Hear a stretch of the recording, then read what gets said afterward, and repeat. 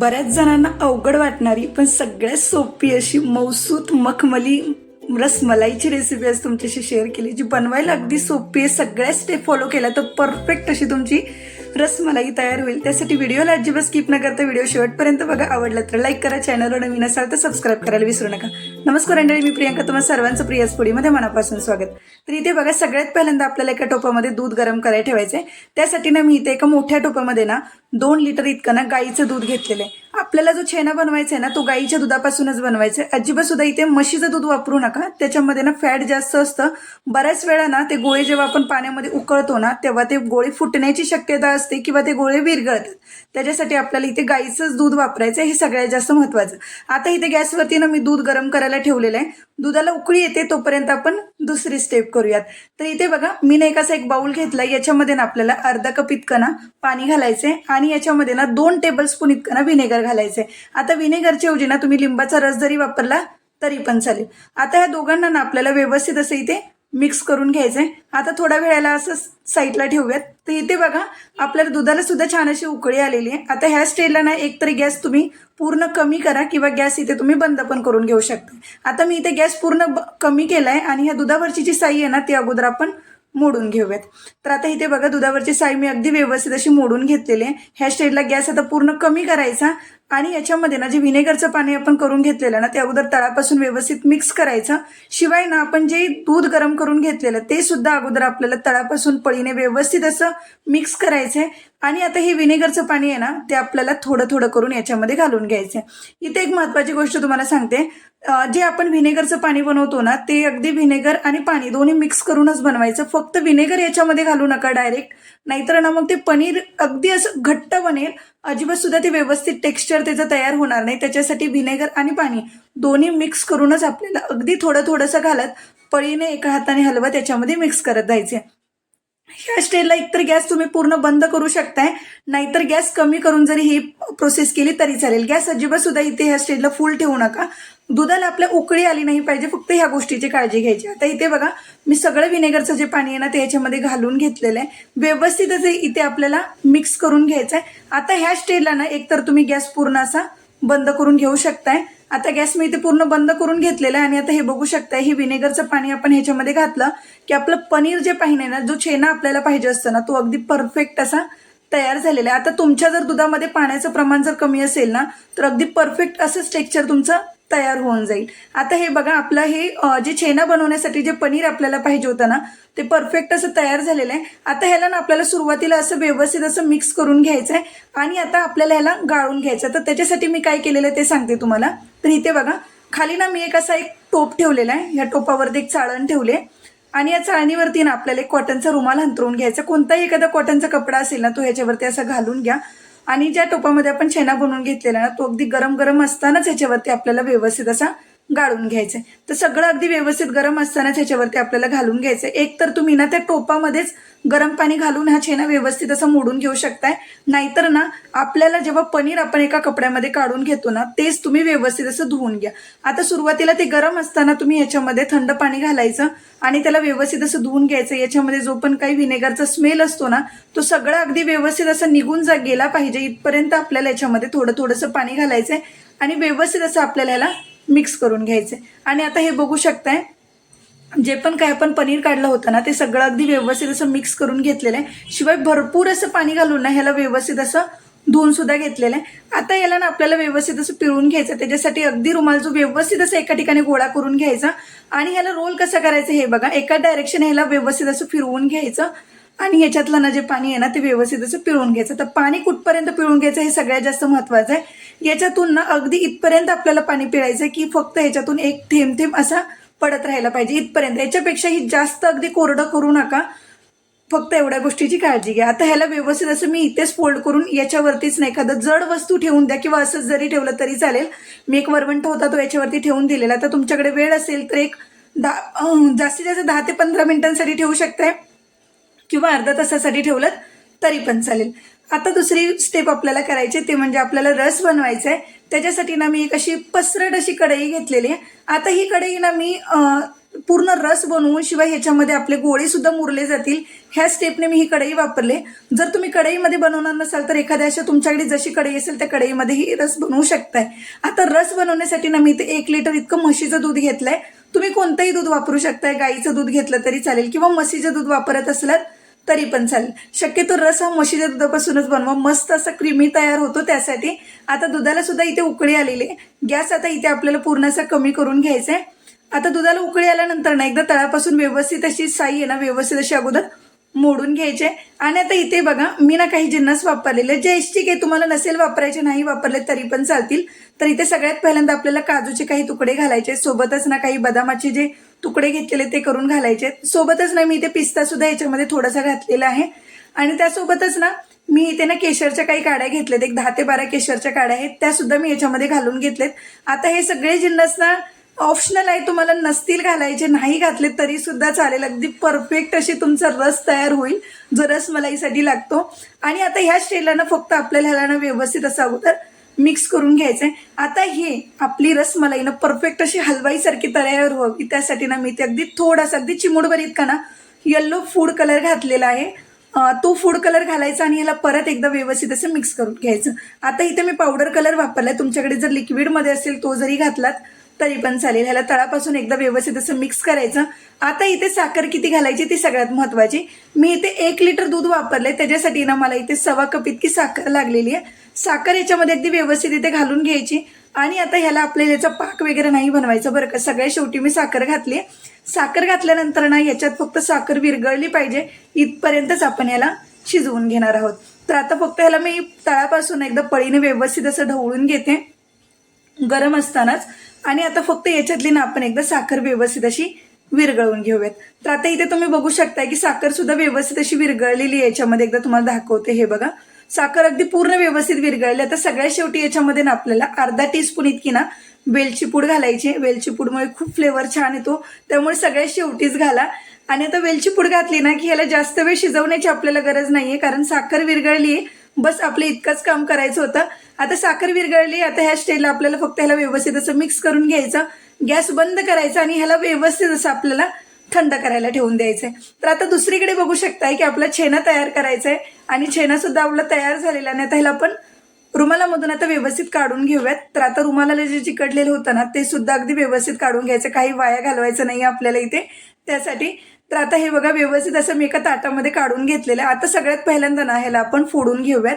जे आपलं पनीर तयार झालं होतं ना ते आता व्यवस्थित असं आपल्याला फोडून घ्यायचंय. आता इथे बघा आपल्याला हे ना मी इथे ना 1-2 स्टेपमध्ये करून घेते, तुम्हाला एकदा दाखवते की एक बॅच आपल्याला कशी करायची. आपला जो हाताचा तळ हाताचा जो पाठीमागचा पोर्शन असतो ना त्याने आपल्याला ह्याला ना चांगलं चोळून ना अगदी मऊसूत असं याचं टेक्स्चर करून घ्यायचं. तर हे तयार करण्यासाठी मला किती वेळ लागला ते सुद्धा मी तुम्हाला पुढे सांगेनच. तर एकदा ह्याला अगदी थोडंसं घ्या आणि नंतर ह्याला व्यवस्थित असं करून घ्या. जर पूर्ण एकत्र तुम्ही करायचं झालं ना तर फार जास्त वेळ लागेल आणि ते अगदी व्यवस्थित असं तयार होणार नाही. त्यासाठी ना अगदी थोडंसं घ्यायचं आणि अगदी हे तळ हाताने मळत ह्याला करून घ्यायचं. तर हे पूर्ण करण्यासाठी ना मला अगदी 2 मिनिटं लागलेली आहेत. अगदी एक बॅच करण्यासाठी थोडंसं करण्यासाठी ना अगदी 2 मिनिटं परफेक्ट लागतात. हे पूर्ण तयार करण्यासाठी ना तुम्हाला 8 ते 9 मिनिटं जास्तीत जास्त 10 मिनिटं लागू शकतात. अगदी असा टेक्स्चर याचं तयार झालेलं आहे. आता याचा एक गोळा तयार करून बघायचा. अगदी परफेक्ट असा गोळा तयार होत असेल ना तर समजून जा की पीठ आपलं म्हणजे आपण जो छेना तयार करून घेतलेला पनीरचा तो अगदी परफेक्ट तयार झालेला आहे. आता याचं टेक्स्चर बघा आणि याचं टेक्स्चर बघा. अगदी असा परफेक्ट जर तयार होत असेल तर समजून जा की तुम्ही जे मळून घेतलेलं पनीरचं ते परफेक्ट अगदी गोळे बनवण्यासाठी तयार झालेलं. अगदी सगळं आपण असंच तयार करून घेऊयात. तर आता हे बघा सगळं मी तयार करून घेतलेलं आहे. आता याच्यामध्ये ना आपल्याला 2 टीस्पून इतकं ना कॉर्नफ्लॉवर घालायचंय. हे सगळ्यात महत्वाचं आहे. बऱ्याच वेळा काय होतं की आपण जेव्हा हे गोळे बनवतो आणि पाण्यामध्ये उकळायला टाकतो तर ते बऱ्याच वेळा ते पाण्यामध्ये एकतर विरघळतात किंवा ते फुटतात. तर तसे होऊ नये त्यासाठी ना याच्यामध्ये आपल्याला कॉर्नफ्लॉवर घालायचंय. तर मी इथे ना 2 टीस्पून कॉर्नफ्लॉवर घातलेले, कारण माझं दूध 2 लिटर होतं यासाठी. तुम्ही जर 1 लिटर दूध वापरत असाल तर 1 टीस्पून इतकं कॉर्नफ्लॉवर घातलं तरी अगदी पुरेसं होईल. आता याला ना आपल्याला व्यवस्थित असं मिक्स करून घ्यायचं, म्हणजे जे आपण कॉर्नफ्लॉवर याच्यामध्ये घातलं ना ते व्यवस्थित अगदी सगळ्याला लागलं पाहिजे यासाठी ह्याला छेनाला आपण मिक्स करून घेणार आहोत. तर इथे याला जास्त वेळ मळण्याची गरज नाही पडणार, फक्त व्यवस्थित असं आपल्याला इथे मिक्स करून ह्याचा गोळा तयार करून घ्यायचा आहे. तर आता हे बघा व्यवस्थित असं इथे मी मिक्स करून ह्याचा ना गोळा अगदी तयार करून घेतलेला आहे. जास्त वेळ नाही मळत बसायचं ह्याला, कारण जर जास्त वेळ मळत बसाल ना तर मग ह्याच्यातून ना तेल सुटायला लागेल. यासाठी अगदी सांगितलं छोटी छोटी बॅच करायला तर 2-2 मिनिटांमध्ये अगदी परफेक्ट अगदी तुमचं टेक्स्चर तयार होऊन जाईल. आता याचे आपल्याला इथे गोळे तयार करायचे. तर अगदी छोटे मोठे जसे तुम्हाला गोळे पाहिजेत ना त्या आकारामध्ये तुम्ही बनवून घेऊ शकताय. तर मी ना अगदी मध्यम आकाराचेच ह्याचे गोळे तयार करून घेणार आहे. हातावरती याला अगदी व्यवस्थित असं आपल्याला गोळून घ्यायचं आहे आणि अगदी टिक्की असते ना त्या टिक्कीच्या शेपमध्ये याला करून घ्यायचं आहे. आता साईडच्या कडा जर ह्याचा तर तुम्हाला वाटत असेल साईडच्या कडांना क्रॅक गेले तर मग तुम्ही हातावरती घेऊन ना ह्या कडा अगदी व्यवस्थित अशा ना बंद करून घेऊ शकताय आणि अगदी परत दोन्ही हाताने याला बंच करून घ्यायचं ना. आता इथे बघा मधला पोर्शन आहे ना तो थोडासा जाड राहायला पाहिजे आणि साईडचा पोर्शन आहे ना तो थोडासा हलका पातळ राहायला पाहिजे. या शेपमध्ये करून घ्यायचा आहे. दुसरी सुद्धा अगदी टिक्की मी तुम्हाला दाखवते सेम करून. अगदी तशीच आपल्याला दोन्ही हातामध्ये पंच करून घ्यायचे आणि सेम बाजूच्या ज्या कडा असतात ना त्यांना क्रॅक गेलं असेल तर हातावरती व्यवस्थित बंद करून घ्यायचा. मधला पोर्शन जाड ठेवायचा आणि साईडचा जो पोर्शन आहे तो हलकासा आपल्याला इथे पातळ तयार करून घ्यायचे. तर आता हे बघू शकता ह्या 2 टिक्क्या मी तयार करून घेतलेत आणि बाकीच्या सगळ्या टिक्क्यांना माझी मुलगी आणि मी आम्ही दोघींनी बसून हे तयार केले. त्यामुळे छोटे मोठे अगदी आकारामध्ये या सगळ्या टिक्क्यांना अगदी तयार झालेल्या आहेत. आता ह्या अगदी 29 ते 30 टिक्क्या तयार झालेत. आता इथे बघा मी गॅसवरती नाही कशी पसरट कढई गरम करायला ठेवून दिलेले. माझ्या टिक्क्या थोड्याशा जास्त झालेत त्यासाठी. आणि कढई ठेवताना पण अशी पसरट कढई ठेवायची, आकाराने थोडीशी मोठी असली पाहिजे. आता ह्याच्यामध्ये पाणी किती घालायचं ते बघा. इथे ना मी टोटल म्हणाल ना तर अगदी 5 कप इतका पाण्याचा वापर केलेला आहे. 3 हे 4 आणि हे 5 कप इतकं पाणी आपल्याला याच्यामध्ये घालून घ्यायचं. तर साखर किती घालायची, साखर सुद्धा आपल्याला इथे 1.25 कप इतकी साखर घालायची. तर जेवढे टिक्के आहेत ना 2 लिटर दुधापासून आपण ज्या बनवलेल्या आहेत तेवढ्यासाठी आपल्याला 1.25 कप इतकी साखर पुरेशी होते. आता याच्यामध्ये फक्त आपल्याला साखर व्यवस्थित अशी विरघळून घ्यायची, पाक वगैरे नाही करायचं. इथे बघा साखर अगदी व्यवस्थित विरघळले, पाण्याला खळखळून उकळी आली पाहिजे, ही सगळ्यात महत्वाची गोष्ट. खळखळती उकळत्या पाण्यातच आपल्याला ह्या टिक्क्या सोडायच्या. सगळ्यात पहिल्यांदा एक टिक्की सोडून बघायची. जर तुम्हाला भीती वाटत असेल की टिक्क्या तुमच्या विरघळत आहेत तर एक टिक्की सोडायची, अगदी 1 ते 1.5 मिनिट फक्त वाट बघा. जर ही टिक्की तुमची विरघळत नसेल, फुटत नसेल तर परफेक्ट ह्या टिक्क्या तुमच्या तयार झाल्या. समजा एक टिक्की सोडली की परत थोडा वेळ थांबा आणि नंतर मग बाकीच्या सगळ्या टिक्क्या तुम्ही एक एक करून याच्यामध्ये व्यवस्थित अशा सोडून घेऊ शकते. आणि आता इथे बघा मी सगळ्या टिक्क्याने एक एक करून ह्याच्यामध्ये व्यवस्थित अशा सोडून घेतलेत. आता खरं तर ह्या टिक्क्याना माझ्या थोड्या जास्त झालेल्या आहेत, त्यामुळे ना मला इथे टायमिंग थोडंसं जास्त लागणार आहे. तरी सुद्धा जर तुम्ही कमी प्रमाणात बनवणार असाल तर तुम्हाला किती टायमिंग लागेल हे मी तुम्हाला सांगते. आता सुरुवातीला ह्या टिक्क्या थोड्या जास्त आहेत, त्यासाठी ना एक 4 ते 5 मिनिटं आपण यांना व्यवस्थित असं उकळून घेतलेलं आहे. गॅस फुलच ठेवायचा, कुठेही गॅस कमी नाही करायचा. झाकण ठेवायचं, परत यांना एक 4 ते 5 मिनिटांसाठी आपण उकळून घेणार आहोत. साधारणपणे तुम्ही जर कमी प्रमाणात बनवणार असाल तर 3 ते 4 मिनिटं तुम्हाला वेळ लागू शकतो. आता झाकण ठेवल्यानंतर ना परत आपल्याला ह्यांना ना उलट सुलट करून घ्यायचे. खालची बाजू ह्यांची परत आता वरती करून घ्यायची आणि परत आता ह्या सगळ्या टिक्क्यांना ना आपल्याला एक 4 ते 5 मिनिटं उकळून घ्यायचं. लक्षात घ्या आता इथे माझं प्रमाण ना थोडंसं जास्त आहे, म्हणून ह्या टिक्क्या उकळण्यासाठी ना मला थोडा वेळ जास्त लागणार आहे. पण तुम्ही जर कमी प्रमाणात बनवणार असाल ना तर साधारणपणे तुमच्या पूर्ण टिक्क्या, एक पूर्ण बॅच तुमची उकळण्यासाठी ना तुम्हाला अगदी 13 ते 14 मिनिटं लागू शकतात. जास्तीत जास्त 12 ते 13 मिनिटं लागू शकतात. पण इथे माझ्या टिक्क्या जास्त आहे, साधारणपणे मला इथे 15 ते 17 मिनिटं लागलेली आहेत पूर्ण ह्या टिक्क्या व्यवस्थित अशा खळखळून पाण्यामध्ये उकळण्यासाठी. सगळ्यात महत्त्वाची गोष्ट, जर तुम्हाला वाटत असेल की झाकण ठेवल्यानंतर ते उतू जात आहे तर मग गॅस तुम्ही थोडासा कमी करू शकताय. पण ह्या टिक्क्या तुम्हाला ना 2 वेळा झाकण ठेवूनच अगदी व्यवस्थित अशा उकळून घ्यायच्यात. मी परत झाकण ठेवून यांना परत इथे 5 मिनिटांसाठी उकळून घेतलेले. टोटल मला इथे 15 ते 16 मिनिटं लागलेली आहेत. यांना परत अगदी तुम्ही उलट सुलट करून घेऊ शकताय. आता इथे बघू शकताय टिक्क्या माझ्या सगळ्या अगदी मोकळ्या अगदी उकळून झालेल्या आहेत. जर तुम्ही कमी प्रमाणात बनवणार असाल साधारणपणे तुम्ही 12 ते 13 मिनिटांमध्ये यांना व्यवस्थित असं उकळून घेऊ शकता. आता हे व्यवस्थित उकळून झालेले आहेत. आता ह्या स्टेजला मी इथे गॅस बंद करते. आता पुढची स्टेप आपल्याला करायची, तर मी इथे 2 बाउलमध्ये ना बर्फ टाकून घेतलेला आहे. बऱ्याच वेळा काय होतं, आपण जेव्हा टिक्क्या बनवतो ते उकळल्यानंतर बऱ्याच मोठ्या दिसतात, पण नंतर मात्र ना त्यांचा आकार कमी होतो. त्यासाठी आपल्याला ह्या बर्फाच्या पाण्यामध्येच घालायचंय. तर आता इथे याच्यामध्ये ना मी बर्फ घालून घेतलेला आणि वरून जे आपण टिक्कीचे जे गरम गरम पाणी होतं ना ते आपल्या ह्या बर्फाच्या पाण्यामध्ये घालून घ्यायचे. तर बऱ्यापैकी पाणी घालून घ्या, तुम्हाला किती घालायचं त्यानुसार. टिक्की बुडतील इतकं पाणी आपल्याला बर्फाचं पाणी ठेवायचंय आणि सोबतच आपण जे टिक्कीचं गरम पाणी घेतलेलं आहे ना तेच याच्यामध्ये आपण इथे घालून घेणार आहोत. तर आता दुसरी महत्वाची गोष्ट, आपल्याला जे टिक्के आहेत ना त्या व्यवस्थित अशा पाण्यातून अगोदर नितळून घ्यायचे.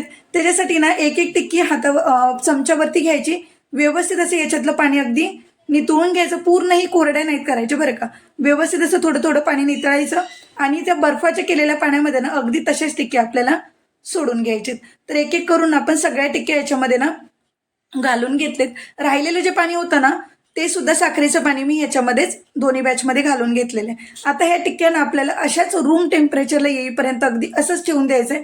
पूर्ण व्यवस्थित नॉर्मल टेम्परेचरला, म्हणजे पूर्ण थंड होऊ द्यात व्यवस्थित, मगच आपण यांना बघूयात. तर आता तुम्हाला याच्यातली एक टिक्की मी काढून सुद्धा दाखवते. एखाद्या वाटीमध्ये असं पाणी काढून घ्या. आता याच्यामध्ये एक टिक्की घालून बघूयात. आता ह्या टिक्कीमध्ये ना किती रस मुरलेला आहे. ही टिक्की किती, म्हणजे ज्या शेपमध्ये टिक्की छोट्या आकारामध्ये होती, मोठ्या आकारामध्ये टिक्की झाल्यानंतर अगदी तशाच शेपमध्ये तयार होते. तर आता हे बघू शकता, अगदी व्यवस्थित असं याला पिळून घ्यायचं. आणि आता परत मी ह्या पाण्यामध्ये टिक्की घालून घेते. आणि आता तुम्ही बघू शकता परत ही टिक्की तिच्या हाय त्या शेपमध्ये आलेली आहे. सगळ्या टिक्की अगदी परफेक्ट तयार झालेल्या आहेत आपल्या. आणि आता तुम्ही रस सुद्धा बघू शकता, रस सुद्धा अगदी व्यवस्थित थंड झालेला आहे.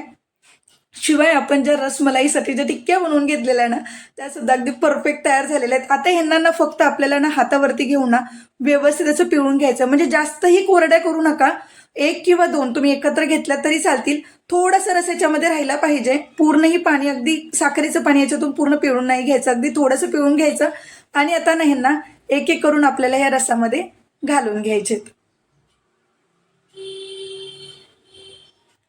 अगदी सेम आपल्याला ना बाकीच्या टिक्क्याही अगदी तशाच करायच्या. तर आता इथे ना मी जास्त क्वांटिटीमध्ये आहेत म्हणून मी ह्यांना ना अगदी 2-2, 3-3 एकत्र करून ह्यांना पिळून घेते.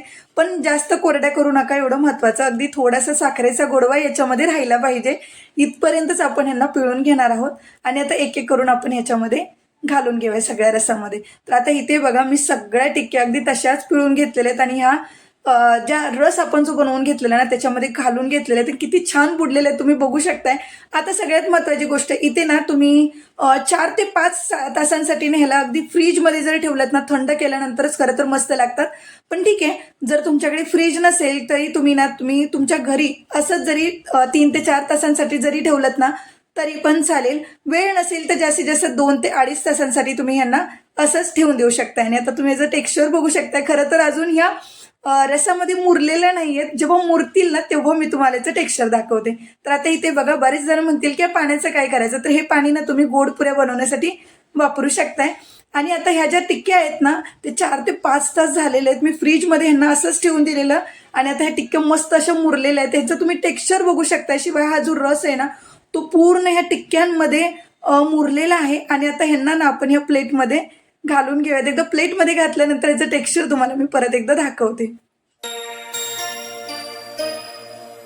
आणि हा रस सुद्धा बघू शकताय तुम्ही किती घट्ट असा रस तयार झालेला. अजिबात सुद्धा जास्त पातळ असतो ना अगदी त्या प्रमाणातही नाही झालेला. शिवाय मी प्रमाण जे तुम्हाला सांगितलं ना ते अगदी परफेक्ट सांगितलेलं आहे.